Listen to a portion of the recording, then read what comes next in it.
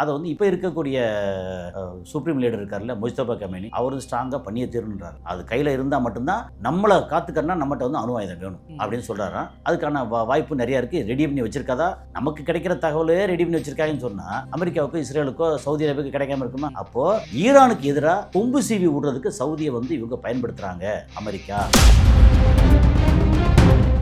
பாகிஸ்தானுக்கும் சவுதி அரேபியாவுக்கும் ராணுவ ஒப்பந்தம். உங்களுக்கு ஏதாவது பிரச்சனை, ராணுவ ஆயுதங்கள் தளவாடங்கள் எதுவாக இருந்தாலும் நாங்க வந்து சப்ளை பண்ணுவோம், அதுக்கு காசு வாங்கிக்கிறோம் அப்படியே. அப்புறம் தேவைப்பட்ட வீரர்கள், பாகிஸ்தான் வீரர்கள் சவுதி அரேபியா வந்து இறங்குவாங்க, பாதுகாக்க வருவாங்க அப்படின்னு சொல்லி ஒப்பந்தம் இருக்கு. அந்த ஒப்பந்தத்துக்கு பின்னாடி அப்படியே திரும்பி பார்த்தீங்கன்னா யார் இருக்கா? சைனா இருக்கு. இப்போ சவுதி அரேபியா வந்து சைனா பக்கம் போயிட்டான்னா மொத்த மிடில் ஈஸ்ட் சோழி முடிஞ்சிருப்பா. இவனோட ஸ்டாண்ட் என்ன? நீ தரையா தா, இல்லை நான் இங்கே வாங்க போகிறேன். எனக்கு பக்கத்தில் ஒருத்தன் வந்து ஈரான் வந்து உட்காந்துக்கிட்டு அடியடின்னு அடிச்சுக்கிட்டு இருப்பான், நாங்கள் வந்து பயந்துட்டே உட்காரணுமா அப்படின்னு இங்கே டிமாண்டு வந்த உடனே நீ அப்படிலாம் அங்கே போயிடாத, நான் தர்றேன். அப்போ என்ன பேர் வந்து அதில் இன்னொன்று அமெரிக்கா சில நிபந்தனைகள் போட்டிருக்கிறதாக தகவல்கள் வருது. அதாவது இஸ்ரேலை நீங்கள் தனி நாடாக அங்கீகரித்து ஆபிரகாம் ஒப்பந்தத்தில் நீங்கள் ஒத்துக்கிட்டாதான் இது வந்து அமெரிக்கா நாடாளுமன்ற பாஸ் ஆகுன்றாங்க. அந்த நிபந்தனைகளை உண்மையாகவே வச்சிருக்காங்க, வச்சிருக்காங்க. அவங்க வந்து ஆபிரகாம் அக்காடுங்கிறத அங்கே போட்டே தீரணுங்கிறதுல ட்ரம்ப்புக்கு வந்து குறியா இருக்காரு. எதனால அப்படின்னா அபரிமிதமாக வளர்ந்துட்டு இருக்கான். அவனை கண்ட்ரோல் பண்ண முடியலை. கண்ட்ரோல் பண்ணுறதுக்கு அவனுடைய இப்போ ஃபியூஸ் கேரியரை கொடுக்கணும் அப்படின்னா அவனுக்கு வந்து ஆயில் போகிறத கட் பண்ணணும். ஆயில் போகிறத கட் பண்ணுறதுக்கு இப்போ வெனிசுலா முடிஞ்சு போச்சு, ஈரான் மட்டும்தான் இருக்குது. அப்புறம் அந்த பக்கம் ரஷ்யா வந்து அடிக்கிறது தான் யுக்ரைன். இங்கே வெனிசுலாவை ஆல்ரெடி அடிச்சாச்சு, இப்போ ஈரான் அடிச்சாச்சுன்னா இவன் வந்து ஆட்ட காலி. அப்போ நம்ம சொல்கிறத கேட்பான்ற அந்த ஒற்றை இலக்கை வச்சு தான் இவ்வளோ பிரச்சனையும். இந்த பிரச்சனையில் அமெரிக்கா தோல்வியை தழுவிது. சவுதியுடைய இந்த அணு ஆயுத ஒப்பந்தத்தை ஈரான் எப்படி சார் போய் இப்போ இஸ்ரேல் அச்சுறுத்தலாக பார்க்குறாங்க, ஈரான் இதை எப்படி என்னவா கருது? இது வரைக்கும் ஒரு கருத்தும் சொல்லலை. ஃபுல் மூன் சேல் காலை 9 மணியிலிருந்து இரவு 12 மணி வரை ஜூலை 29 ஒரு நாள் மட்டும். மெரிபா பன்னீர் சோடா, ஐ ட்ரஸ்ட் மெரிபா. எப்ப வந்து ட்ரை பண்ண போறீங்க?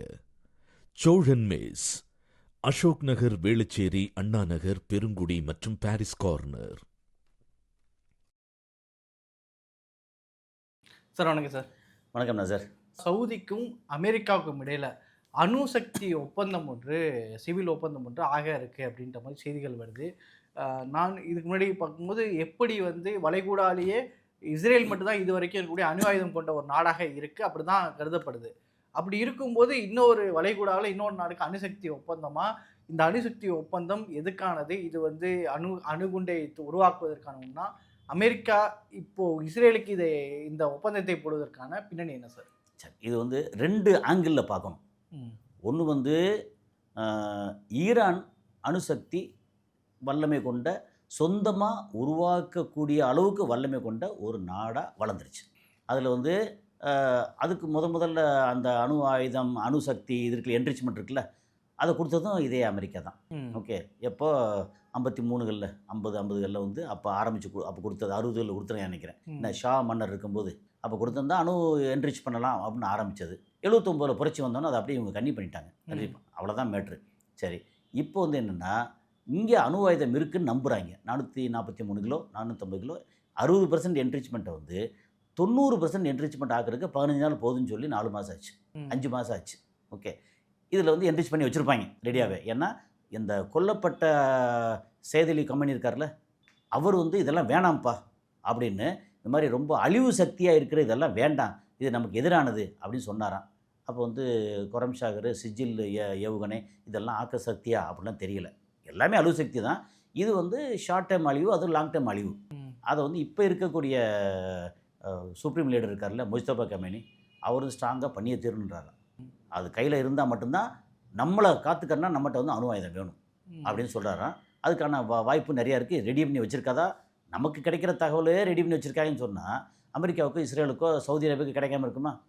அப்போது ஈரானுக்கு எதிராக கொம்பு சீவி விடுறதுக்கு சவுதியை வந்து இவங்க பயன்படுத்துகிறாங்க அமெரிக்கா அப்படிங்கிறது ஒன்று. இன்னொரு பக்கம் என்ன ஆச்சு அப்படின்னா, பாகிஸ்தானுக்கும் சவுதி அரேபியாவுக்கும் இராணுவ ஒப்பந்தம் இருக்குது.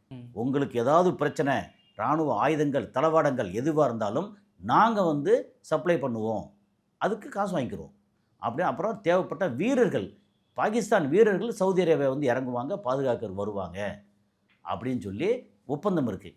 அந்த ஒப்பந்தத்துக்கு பின்னாடி அப்படியே திரும்பி பார்த்தீங்கன்னா யார் இருக்கா? சைனா இருக்காங்க. ஏற்கனவே சைனாட்டேருந்து வாங்கின J-10 ஆயுதம் இருக்கு இல்லையா, அதை வந்து ஆல்ரெடி சவுதி அரேபியா கொடுத்துட்டாங்க. இப்போ வந்து J-35 ஃபைட்டர் ஜெட் இருக்குல்ல, அதையும் சவுதி அரேபியா கொடுத்துருக்காங்க. அப்போ என்ன அது F-35 இல்லாமல் F-15-16 இல்லாமல் J-35 வந்து சவுதி அரேபியாவுக்கு வருது அப்படின்னா சைனா நேரடியாக கொடுக்கல, ஆனால் பாகிஸ்தான் மூலமாக கொடுக்குது. பாகிஸ்தான் கேட்டால் எங்களுக்கு வந்து இராணுவ ஒப்பந்தம் இருக்குது. சரி, இப்போ அடுத்த கட்டம் வந்து சவுதி அரேபியாவுக்கு என்ன நிலைமை? இந்த MBS இருக்கார்ல, முகமது பின் சல்மான், அவருக்கு என்னென்னா இந்த நாட்டை வந்து வலிமையான நாடாக மாற்றணும். விஷன் 2030 கன்ஸ்ட்ரக்ஷன், அது வந்து பெரிய டூரிசம், கன்ஸ்ட்ரக்ஷன், நான் ஆயில் பிஸ்னஸ். இல்லை, குறிப்பாக வந்து இப்போ அமெரிக்காவோடு போடப்பட்ட அந்த ஒப்பந்தங்கிறது, அந்த அணுசக்தி ஒப்பந்தம் அணுகுண்டு உருவாக்குவதற்கு செறிவூட்டல், யுரேனியம் செறிவூட்டல் அதுவா இல்லை வேறு ஏதாவது மருத்துவ சம்பந்தமானதா? மின்சார சம்பந்தம். பிரச்சனை என்னென்னா ரெண்டாவது பாயிண்டில் வந்து என்னென்னா சைனா வந்து கொடுக்குறதுக்கு முன் வந்துட்டாங்க சவுதி அரேபியாவுக்கு. என்னது? அணு ஆயுதம். ஓகே, அணு செறிவு. அப்போ சைனாவை உள்ளே விட்டோம்னா மொத்த ரீஜனும் வந்து காலியாயிரும். அப்படிங்கிறது தான் அவசரமாக அமெரிக்கா வந்து நான் உனக்கு தர்றேன். ஏன்னா சவுதி அரேபியா டிமாண்ட் என்ன? எனக்கு வந்து அணு ஆயுத செறிவு நாடாக நான் மாறணும்.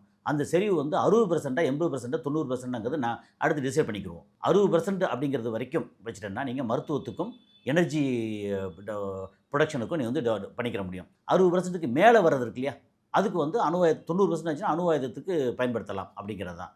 அப்போது பேச்சுவார்த்தை எப்படி பார்த்தாலும் பாகிஸ்தான் வந்து அமெரிக்காவுக்கும் அடிமை நாடு, சைனாவுக்கு நட்பு நாடு. ஓகே, அந்த பெல்ட் அண்ட் சில்க் ரோடு இருக்கு இல்லையா, அதுக்கு வந்து பாகிஸ்தான் வந்து முக்கியமான ஒரு ஸ்ட்ராட்டஜிக் கண்ட்ரி அது. அப்போது சைனாவும் நிறையா உதவி பண்ணுறான், அமெரிக்காட்டே வேறு வழி இல்லை. அப்படிங்கும்போது அமெரிக்கா கை இறங்கிட்டே இருக்கு இல்லையா. அப்போ சவுதி அரேபியா வந்து சைனா பக்கம் போயிட்டான்னா மொத்த மிடில் ஈஸ்ட்டும் சோழி முடிஞ்சிருச்சு. அப்போ இவனோட ஸ்டாண்ட் என்ன? நீ தரையா இல்லை நான் இங்கே வாங்க போகிறேன். எனக்கு பக்கத்தில் ஒருத்தன் வந்து ஈரான் வந்து உட்காந்துக்கிட்டு அடின்னு அடிச்சுக்கிட்டு இருப்பான், நாங்கள் வந்து பயந்துகிட்டே உட்காரணுமா அப்படின்னு இங்கே டிமாண்டு வந்த உடனே நீ அப்படிலாம் அங்கே போயிடாத, நான் தர்றேன்.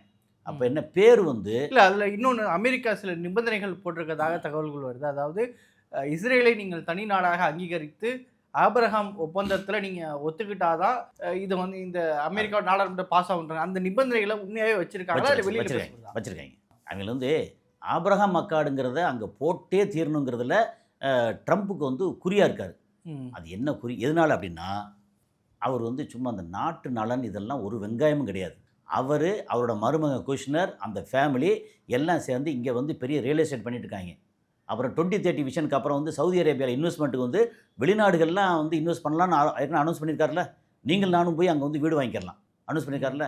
அதில் இன்வெஸ்ட்மெண்ட், எக்கச்சக்கமான இன்வெஸ்ட்மெண்ட் வந்து ட்ரம்ப்போட ஃபேமிலி வருது. அதுக்கு என்னென்னா ஆபிரகாம் அக்காடுன்னு இருந்தால் மட்டும்தான் அந்த ஒப்பந்தம் போட்டால் தான்.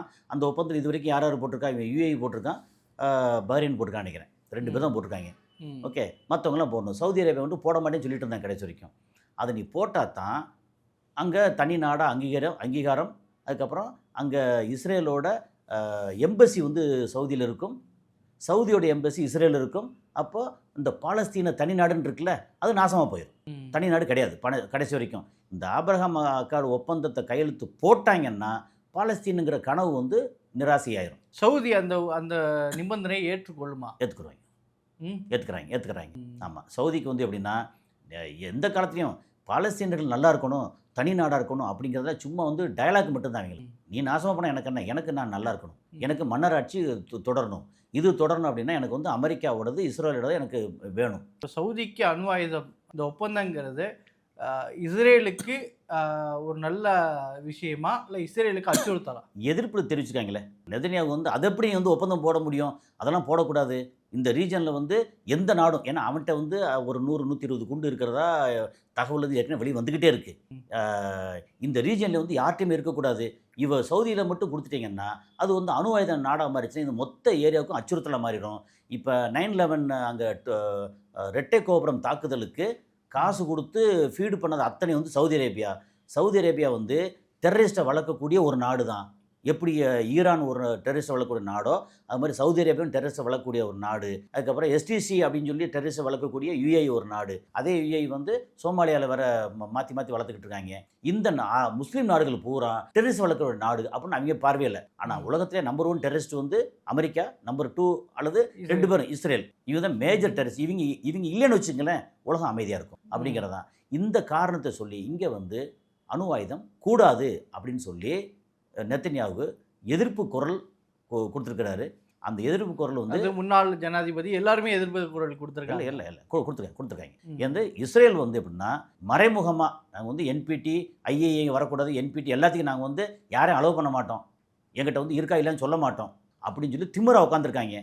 அந்த திமிருக்கு வந்து ஆப்படிக்கிறதுக்கு 52 முறை வந்து யுஎனில் வந்து கூட்டம் கூட்டினாங்க இஸ்ரேலுக்கு எதிராக.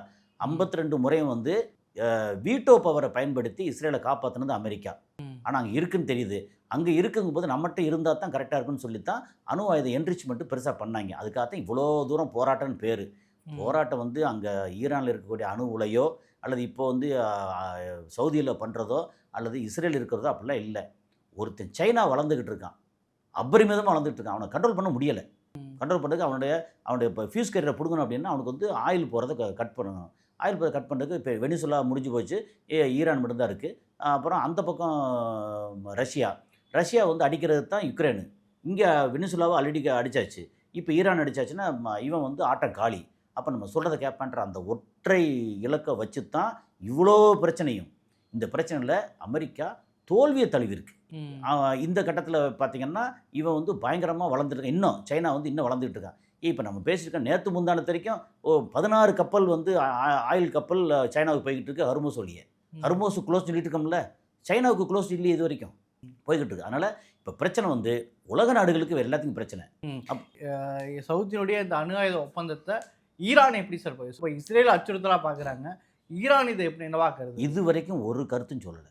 நானும் நிறைய தேடி பார்த்துட்டேன். அப்பாஸ் ஆராய்ச்சியாக இருக்கட்டும், காலிபாபா இருக்கட்டும், அல்லது வந்து அந்த ஐஆர்ஜிசி சம்மந்தப்பட்ட தலைவராக இருக்கட்டும், இது வரைக்கும் ஒரு கருத்தும் சொல்லலை. இன்னொரு நான் சில இதெல்லாம் பார்க்கும்போது என்ன போட்டிருக்காங்கன்னா, இது அணு ஆயுத போட்டிகளை திட்டமிட்டு அமெரிக்கா உருவாக்குகிறது அப்படின்னு அது ஏற்கனவே சொன்னாங்க.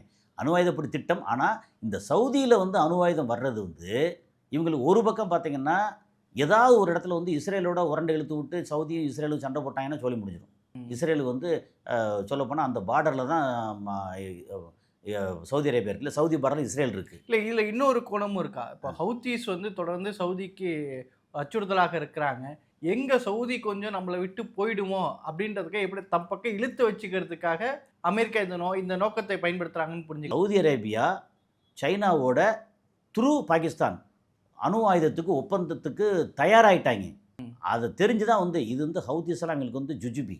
ஹவுத்தீஸ் அடிப்பாங்க, தேவைப்பட்ட நாளைக்கே வந்து நேசக்கரம் நீட்டி ஓகே இவ்வளோ உனக்கு என்னப்பா வேணும், நான் இவ்வளோ காசு கொடுத்துறேன், நீ கொஞ்சம் அமைதியாக இரு அப்படின்னா அவன் அமைதியாக இருக்க போகிறாங்க. ஏன்னா ஒரே இனம். ஓகே, இது ஜிசிம் ஜில் அந்த பக்கத்தில் இந்த பார்டர் இருக்கு இல்லையா, அந்த பார்டர் வந்து ஏற்கனவே ஏமனில் இருந்த பார்டர் தான் ஒரு கட்டத்தில் முன்னாடி சவுதி அரேபியா அதை ஆக்குபை பண்ணிட்டாங்க. இப்போ சவுதி இடம் அப்படிங்கிறது அதில் நிறைய ரிஃபைனரி இதெல்லாம் இருக்குன்னு வச்சுக்கலேன். ஆனால் என்னென்னா இவங்க ஹவுத்தீஸ் வந்து பெரிய திரட்டெல்லாம் கிடையாது. அடிக்கிறாங்க, இதெல்லாம் ஓகே தான். நீ வந்து ஒழுங்காக வலிக்கு வந்துட்டு அடிக்க நிறுத்த போகிறாங்க, அப்போ நீ நானும் சகோதரன் அப்படின்னு சொல்ல போகிறாங்க, அது வேறு விஷயம்.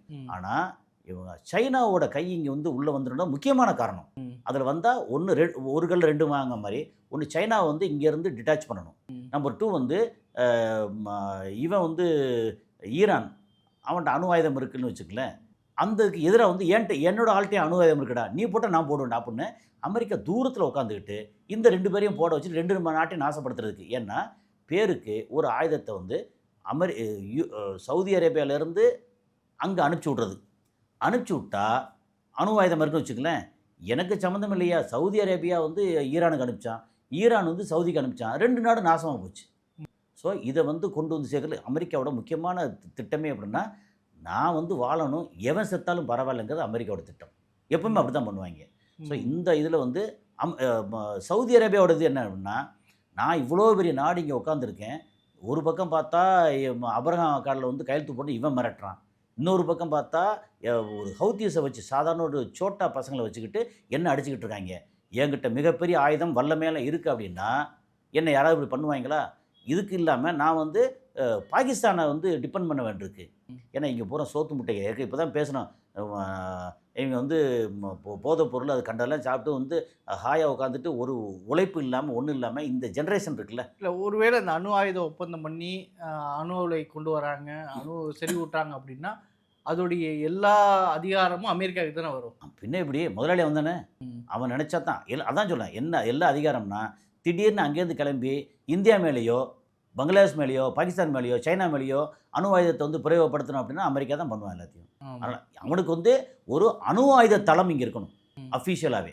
அப்போ கேட்டால் நாங்கள் வந்து என்ரிச் பண்ணுறது ஆக்கப்பூர்வமாக சிவில் பர்பஸ்க்காக நாங்கள் பண்ணுறோம் அப்படின்ற முகமூடி தான். ஆனால் அந்த முகமூடி இப்போதைக்கு வந்து சவுதி அரேபியா பண்ணுறது தப்பு ரேட்டெல்லாம் தாண்டி அவனோட பாதுகாப்புக்காக எல்லாம் பண்ணுறாங்க.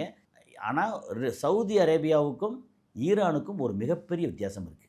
ஈரான் வந்து செல்ஃப் ரிலையன்ஸ். ஓகே, சொந்த தொழில்நுட்பம், சொந்த இன்ஜினியர்ஸ், சொந்த இடம், சொந்த மெட்டீரியல்ஸ். ஓகே, அங்கே சொந்தமாக தயாரிக்கிறாங்க. சவுதி அரேபியா சொந்தமாக ஒன்றுமே இல்லை, எல்லாமே அமெரிக்கா. அமெரிக்கா மட்டும் இல்லை, இப்போ இந்தியாவிலேருந்து இன்ஜினியர்ஸ் போவாங்க, பாகிஸ்தான்லேருந்து வேலைக்காரங்க போவாங்க, பங்களாதேஷ் போவாங்க, ஸ்ரீலங்காலேருந்து போவாங்க, ஆஃப்ரிக்காலேருந்து ஆட்கள் வருவாங்க. ஆனால் அங்கே லோக்கல் இருக்கக்கூடிய அராப்ஸ் இருக்காங்கல்ல, அதில் அராப் இன்ஜினியர்ஸ் இவ்வளோ பேர். அப்போ மொத்தம் சவுதி அரேபியாவில் வந்து 3.5 கோடி பேர் இருக்காங்க. அதில் 1.5 கோடி பேர் பக்கம் வெளிநாட்டுக்காரங்க, 2 கோடி பேர் இருக்காங்க. இந்த 2 கோடி பேரில் வந்து ஒரு 60-70 லட்சம் பேர் வந்து வறுமை கோட்டுக்கு கீழே வந்து அங்கங்கே பதுன்னு சொல்லுவாங்கல்ல, அங்கங்கே கிடக்காங்க. அவங்கள வந்து வெளி உலகத்துக்கு இப்போ காமிக்கிறதே இல்லை. அப்போ ஒரு 1.25 கோடி பேர் 1.5 கோடி பேர் வச்சுங்களேன், அவங்க மட்டும்தான் அங்கே சிட்டிஸில் அங்கெல்லாம் இருக்காங்க. அவங்க பூரா நல்லா சாப்பிட்டு ஜம்முன்னு ஃபுட்பால் மேட்ச் பார்த்துட்டு உட்காந்துருக்காங்க. அவங்கள ஒரு வீரமாக வேகமாக அடுத்த கட்டம் என்ன அப்படின்ற இது இருக்கு இல்லையா, அதில் சவுதி அரேபியா பார்த்தோம்னா ரொம்ப ரொம்ப குறைவு.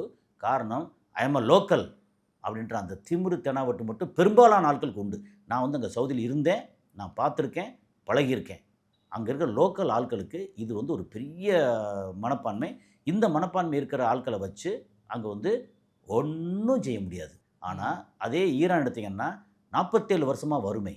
ஆனால் அதனால இன்ஜினியர்ஸ் படிக்கிறாங்க, மக்களுக்கு என்ன தேவை அதெல்லாம் கொடுத்துக்கிட்டு இருக்காங்க.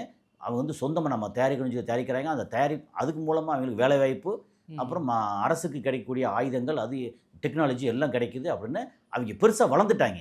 அப்போ ஈரானையும் சவுதி அரேபியாவும் இதில் கம்பேர் பண்ணவே முடியாது. என்னதான் இருந்தாலும் இவன் எடுப்பார் கைப்பிள்ளை, அவன் ஈரான் என்னதான் இருந்தாலும் சொந்த காலில் நிற்கிறவன். அதே மாதிரி நீங்கள் இஸ்ரேல் எடுத்துட்டீங்கன்னா அவன் சொந்த கால் நிற்கிறவன். அவன் அமெரிக்காவை மிரட்டி என்ன வாங்கினாலும் என்ன பண்ணாலும் சரி அவனால் தயாரிக்க முடியும். அவன் கையில் எல்லாம் வச்சுருக்கான், டெக்னாலஜி வச்சுருக்கான், ஆட்கள் வேலைக்கு ஆள் வச்சுருக்கான், எல்லாம் வச்சுருக்கான், அவன் பண்ண முடியும். சவுதி அரேபியா அப்படி இல்லை. அப்போ இப்போ வந்து அவனுடைய ஆட்களை வந்து ட்ரெயின் பண்ண ஆரம்பித்தா இன்னும் வந்து 25-30 வருஷமாகும் அந்த நாடு வந்து அந்த லெவலுக்கு வர்றதுக்கு ஆகும். அப்போ அதுக்கடையில் மன்னராட்சி வந்து தாக்கு பிடிக்கணும். மன்னராட்சி இருக்குது, ஆனால் இப்போ அவங்கள வந்து நீ வந்து இந்த வேலையை பார்த்தா தான் உனக்கு சம்பளம் இது இல்லை அப்படின்னு மிரட்டினான்னா கோஷம் போட ஆரம்பிச்சிருவாங்க. அப்போ அவனை வந்து தட்டி தட்டி வச்சுக்கிட்டே இருக்கணும். அப்படிங்கிற சவுதிக்கும் இதுக்கும் இவ்வளோ வித்தியாசம் இருக்குது.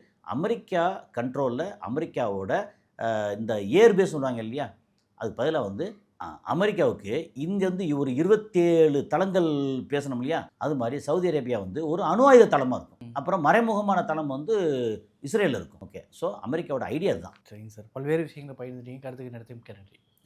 ஃபுல் மூன் சேல் காலை 9 மணியிலிருந்து இரவு 12 மணி வரை ஜூலை 29 ஒரு நாள் மட்டும். மெரிபா பன்னீர் சோடா, ஐ ட்ரஸ்ட் மெரிபா. எப்ப வந்து ட்ரை பண்ண போறீங்க?